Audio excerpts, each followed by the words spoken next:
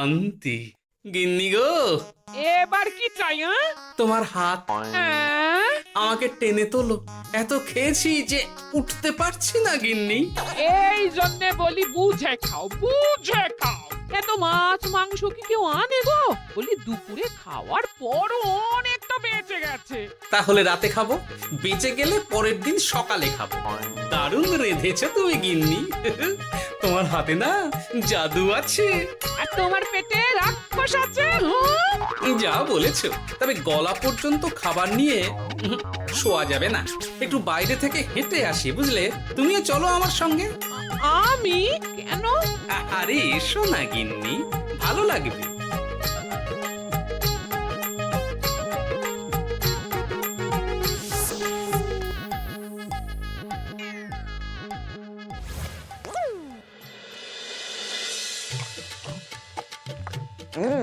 সত্যি গোপাল গিন্নি, তোমার হাতে সত্যি সত্যি জাদু আছে।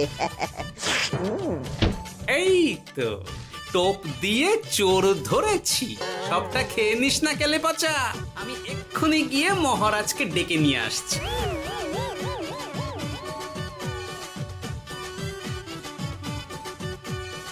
এত তাড়াহুড়ো করছো কেন গোপাল? আগে চোরকে বাড়িতে আটকে রেখে এসেছে কিনা, বেশি দেরি করলে চোর আমার সব খাবার খেয়ে নেবে। চোর না ইঁদুর যে সব খেয়ে নেবে? ঠিক করে বলো তো গোপাল, কি হচ্ছে এসব? আপনি বড্ড মুখ চালান মন্ত্রী মশাই, তার চেয়ে বরং একটু তাড়াতাড়ি পা চালান। আমার বাড়ি পৌঁছেই সব জানতে পারবেন। এই যে গিন্নিকে পাহারায় বসিয়ে গেছিলাম, বলি ও গিন্নি, সব ঠিক আছে তো? তুমি যেমনটা বলেছিলে, দরজা ছেড়ে এক পাও নড়িনি। হ্যাঁ, বেশ বেশ।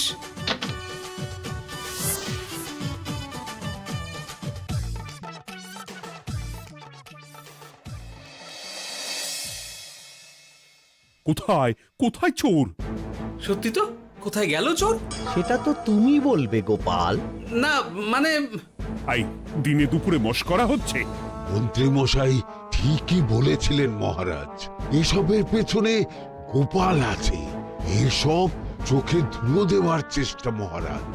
ঠিক ঠিক, আমাদের লক্ষ্যচ্যুত করার চেষ্টা। গোপাল, অনেক হয়েছে। হয় তুমি আগামী 5 দিনের মধ্যে চোরকে প্রমাণ সমেত ধরবে, নয়তো রাজ্য ছেড়ে চলে যাবে। কিন্তু মহারাজ। থাক, আমি আর একটা কথাও শুনতে চাই না। চলো সবাই। বেশ হয়েছে।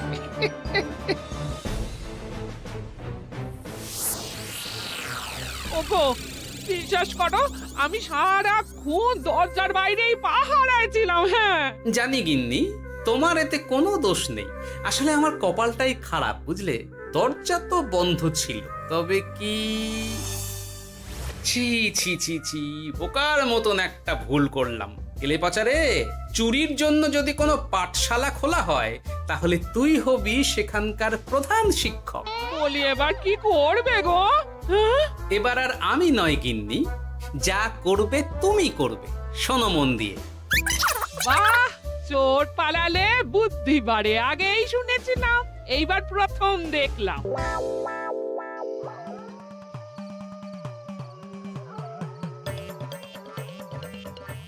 আর মানুষটার মাথায় যে কি চলছে বুঝি না বাপু। হ্যাঁ, বলি এক ঘরে এত খাবার থাকতে বলে কিনা আবার বাজার করে নিয়ে এসো। হ্যাঁ?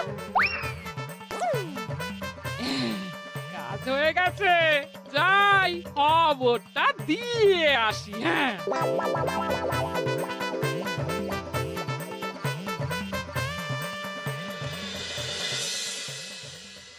এটা কি বাজারের ফর্দা নাকি? এ না তো, এখানে লেখাই আছে গ্রামের সবার খাবার ব্যবস্থা করব। আসল চোরকে আমি ধরতে চাই, তাই যেমন যেমন বলছি তেমন তেমন করিস। হ্যাঁ, না না, এভাবে চুপ করে বসে থাকলে কিভাবে হবে? রাজ্যে দিন দিন চুরি বাড়ছে। না, চুরি নয়, ভূতের উপদ্রব বলুন। হ্যাঁ মহারাজ, ভূতকে চোর বললে রেগে গিয়ে যদি ঘাড় মোটকে দেয়। হয়ে যাক নতুন আয়োজন, একটা যজ্ঞ করা খুব প্রয়োজন। যোগ্য পরে হবে, আগে এই অযোগ্য ভাঁড়ের একটা অনুরোধ যদি একটু রাখেন মহারাজ। তুমি এবার কি চাই? আগে ভোজ খেতে চাই, তবে শুধু আমি নই, রাজ্য শুদ্ধ লোককে ভোজ খাওয়াতে হবে। মামার বাড়ির আবদার পেয়েছো নাকি? জানো না এখন বাজারের কি অবস্থা? রাজকোষে বেশি অর্থ নেই। কিন্তু ভোজ না খাওয়ালে যে চোর ধরা পড়বে না, আর চোর ধরা না পড়লে রাজ্যবাসীর অসুবিধে হবে, আর রাজ্যবাসীর অসুবিধে হলে হেয়ালি না করে একটু খুলে বলো তো গোপাল। আগে চোর খেতে না পেয়ে দিন দিন রোগা হচ্ছে, চেহারার অবনতি হচ্ছে মহারাজ, ফলে তাকে ধরা প্রায় অসম্ভব হয়ে যাচ্ছে।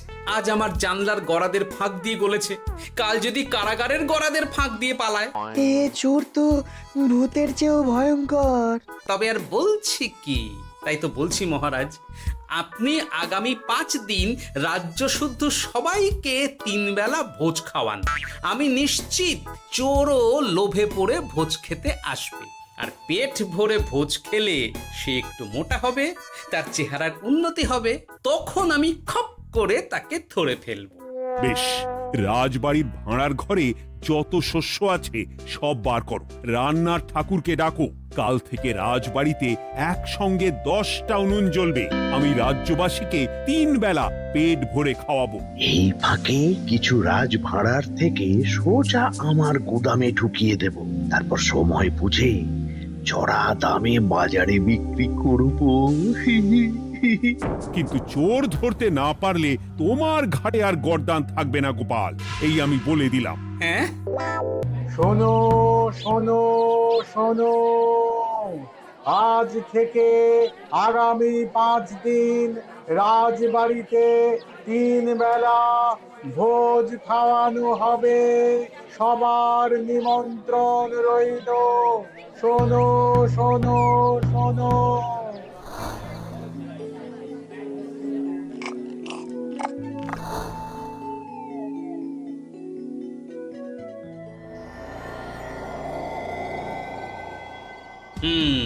যেমনটা ভেবেছিলাম ঠিক তেমনটাই হয়েছে। এবার আমাকে শুধু জানতে হবে মন্ত্রীমশাইয়ের গোপন ডেরাটা কোথায়।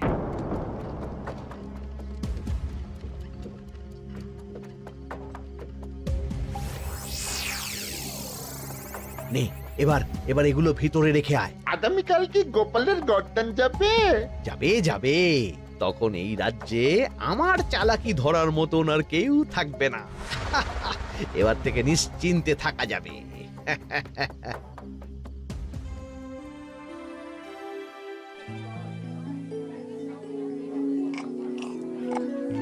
এই যে গোপাল, আজ কিন্তু পঞ্চম তথা শেষ দিন, মাথায় আছে তো? আছে আছে, তাই তো খালি পেটে এসেছি মহারাজ, পেট ভরে ভোজ খাবো বলে। মহারাজ চোর ধরার কথা বলেছেন গোপাল, চোরকে ধরতে পারলে তুমি? চোর সে তো এখানেই আছে। তাই নাকি? সে কে? এই সেই চোর মহারাজ। কিলি পচা, এটা কিন্তু ঠিক হলো না গোপাল দাদা। তুমি বলেছিলে ভোজ খেতে আসতে, আর বলেছিলে আসল চোরকে ধরবে। কি করব বলো কেলে পচা, কাতলা ধরতে গিয়ে ছিপে আগে চুনো পুটে উঠেছে। এসব কি হচ্ছে গোপাল? আমি নয়, কেলে পচা বলবে। বল কেলে পচা, তুই চুরি করছিলি কেন? খাবো বলে। বাজারের জিনিসের যে খুব দাম মহারাজ, এত পয়সা কোথায় যে কিনে খাবো, তাই তো পেট ভরানোর জন্য লোকের বাজারের থলি চুরি করেছিলাম। শুধু কেলে পচা নয় মহারাজ, আমার মতো সকল মধ্যবিত্ত মানুষের একই সমস্যা। বাজারে জিনিসের আগুন ছোঁয়া দাম, কিন্তু কেন এই দাম বাড়লো মহারাজ? কারণ এই বছর পর্যাপ্ত পরিমাণ ফসল হয়নি। এটা আপনাকে কে বলেছে মহারাজ? কেন, এসব হিসেব যে রাখে মন্ত্রী। ইয়ে মানে ঠিকই তো বলেছি। তাই নাকি? নিয়ে এসো তো। আমাদের ক্ষমা করে দিন মহারাজ, মন্ত্রীমশাইয়ের বুদ্ধিতে আমরা খাজনার নাম করে চাষিদের থেকে সকল ফসল নিয়ে গুদামে রেখেছিলাম। যাতে বাজারে আগুন ছোঁয়া দাম হলে আমরাও বেশি দামে বাজারে বিক্রি করতে পারি। গেলাম। একজন চুরি করেছে লোভে, অন্যজন করেছে বাঁচার তাগিদে। এবার বলুন কে অপরাধী? মন্ত্রী, তোমার এত লোভ! মন্ত্রীকে ধরে ওই গুদাম ঘরে আটকে রাখো। যখন বাজারে মন্ত্রীর চাহিদা তৈরি হবে তখন বার করব ওকে। আমাকে ক্ষমা করে দিন মহারাজ, ভুল হয়ে গেছে। গোপাল, তুমি আমার চোখ খুলে দিয়েছো। তোমার মতন একজন সভাসদ পেয়ে আমি সত্যিই ধন্য। আমারে শাস্তি দেবেন মহারাজ? যে রাজার রাজত্বে রাজ্যবাসী পেট চালাতে চুরি ডাকাতি করে সেই রাজার শাস্তি পাওয়া উচিত। তোমরাই বলো আমাকে তোমরা কি শাস্তি দেবে? সবার হয়ে আমি বলি মহারাজ, এদের আর কদিন পেট ভরে ভোজ খাওয়ার ব্যবস্থা করে দিন। কিন্তু আমার রাজকোষ যে... চিন্তা করবেন না মহারাজ, আমি মন্ত্রীমশাইয়ের গোপন ডেরার সন্ধান জেনে ফেলেছি। ওখানে অনেক অনেক শস্য আছে। সত্যি কপাল করে একটা গোপাল পেয়েছি বটে।